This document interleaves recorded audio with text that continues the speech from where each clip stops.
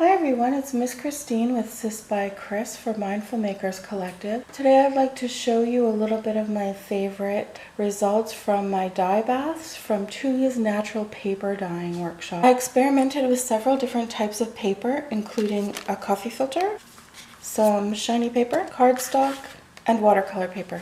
First off, we have sage. These were dyed for different amounts of time, between 2 to 3 hours and 18 hours. The darker one from the longer dye bath. I wanted to crinkle it up and see the effect. Next I have beets. I really like the color saturation. Cloves. The look isn't uniform on here because I had more than one page in the bath at one time. Next I have cinnamon. Longer dye bath, shorter dye bath. Again, the ununiform look is very interesting. This is turmeric. For this one I decided to leave some of the powder to see what kind of result I would get. It brushes off, but it did stain it beautifully. Here's the coffee experiment. So this was a longer one.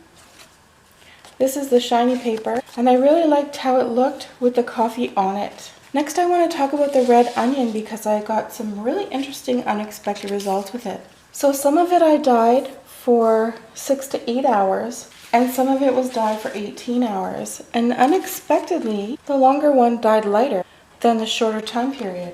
Here's the shiny paper. I really love the result. And again with the crinkles and the ununiform look. Next I experimented with gluing on some pressed flowers. I really like how this one, the flower is across the tear so that it's very delicate looking. This is another delicate one where I left the flower coming off so it could be used in an interesting way. And I really love that one. I also really like the way they looked when they're glued on to the dyed coffee filters. These I'll use as they are, or tear them up, make embellishments out of them. This one is my favorite.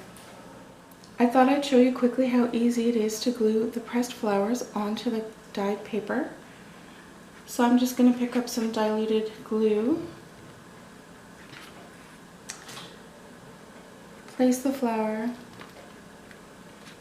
and paint it down. I'm going to pick up the petals so they adhere to each other.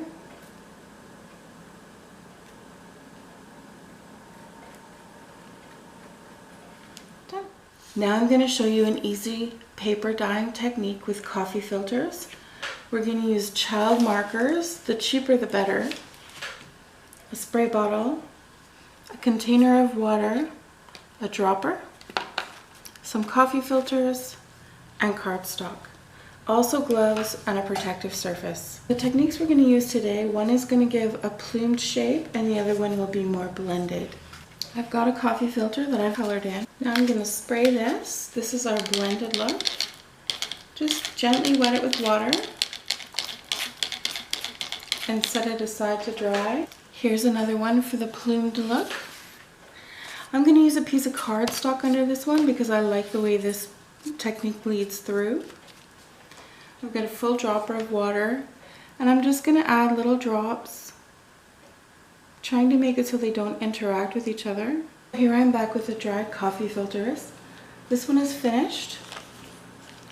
This is the blurred look and I really like the pattern that it made on my surface.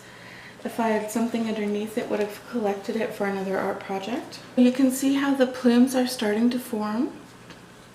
I'm just going to add some more water in the dropper to areas that I haven't reached yet.